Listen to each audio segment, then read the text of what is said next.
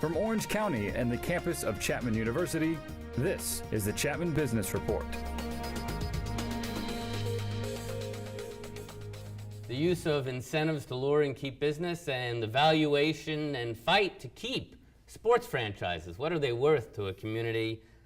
With Dr. S.E. Debe on this segment of the Chapman Business Report, let's go with the sexy one, the sports teams. Mr. Ballmer, who used to run the biggest software company, Microsoft, in the world, one would think is a smart man, and his advisor is willing to pay 4 times $2 billion for the Clippers. We record this in mid-June. Who knows where the litigation will be? But if you assume, that's certainly what he values at, and he might get the team. What's he thinking, right? This was a team that was, he's paying $2 billion, it was worth $500 million a year ago. Nobody knows that $500 million was correct. Let's look at it this way. When Sterling bought it, he paid $12 million. It was in 1980. Pretty good ROI. So $2 billion. It's a combination of elements. You know, Steve Ballmer, he wanted to buy Sacramento Kings. It used to be owning a sports franchise was somewhat folly. You could maybe make a profit. The economics have changed because the big TV contract. The TV contract. First, let's see him in particular. He wanted to buy, King, Sacramento King.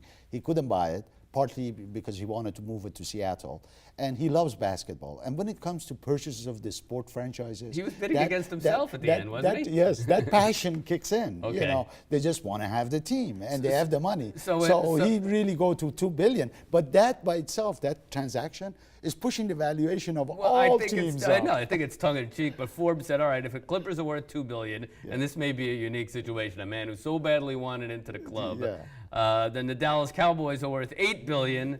The New York Knicks, who haven't won forever, are worth almost $5 billion. That maybe not. Maybe not. But these TV contracts, regional and that's all national. it is. That's all it is. Even when you look at Dodgers, that transaction was huge also. Right. And it was all based because on of what? the TV contract that you're going to make. So when you look at sport franchises, again, the key factor, there is valuation, there is economic in there, but at the same time is the passion. That people want to have the team, and if they have $23 billion, giving $2 billion, to buy a team and enjoy it, it's a different story. Real quick, I want to get your take. I know, and we've talked about this over the 15 years or so that I've known you, because even here, we record this at Chapman University, we've been involved way back when in the fight to keep the Angels here. Yes. And once again, the Angels are negotiating with the city, and they want to, Artie Moreno, he's the business owner, he's trying to extract some, trying to get the best deal possible. Yeah. You have always argued that it's good for psychological reasons, and the Angels are generous. They're a charitable organization, sure. But tell me it's the value of a mid-sized manufacturing company. It shouldn't Yes, be overestimated. Exactly. There's no question, and this is where the debate comes in. There's no question there's a positive economic impact because of presence of, let's say, Angels, or if Clippers move to Orange County, there would have some positive economic impact. The question is, what's the substitution? That is, if we did not have Angels here, for example, and it was, let's say, city of Tustin, that's what they think they go, is anything going to be different for Orange County? No. So these are the type of issues that you have to evaluate. And the Angels are playing it that way. They say they're looking at Tustin. They're looking at but in this particular case, moving to Tustin is going to supposedly hurt the city of Anaheim, and they're using that as a bargaining chip to get the best deal. So you have to put these things in perspective. Yes, there's a positive economic impact, but everything has a price, and you have to go on economic reasoning and rationale to keep a team. You can't just keep a team and build a stadium using taxpayers' money or borrowing, and justify that we want to keep a team here.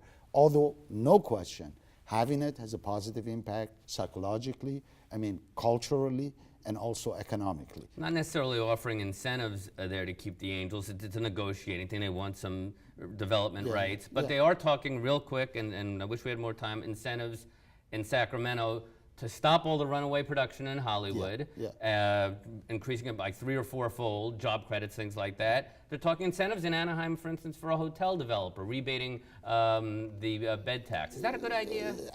Generally, I don't like it. The reason being, somebody is making the decision, to give the money to the hotels, incentive to them, or to the filmmakers or production, institution. Why not, somebody would come, why not restaurants? Why not, amusement park? And when you go to that, it becomes more political than economics. rather than doing any of these things, if a state, of course, a state of Texas is doing it both ways. If a state reduces, tax burden, regulations, zoning, paperwork, if you reduce the cost of business in general, everybody is going to be beneficiaries. And if you get to this race of giving incentives to keep somebody, all the other states are going to try to do the same thing. Actually, in fact, I think Texas gave incentive to Toyota to move there. Although Toyota claims that that wasn't the reason that they went. But again, another state, Kentucky, wanted to do some, give them some incentive. Alabama gave away the store to Mercedes. Exactly. I don't like these kind of things. We'll tell you what, this is not going away. There's pending legislation as far as Hollywood goes. We'll take that up next segment, Chapman Business.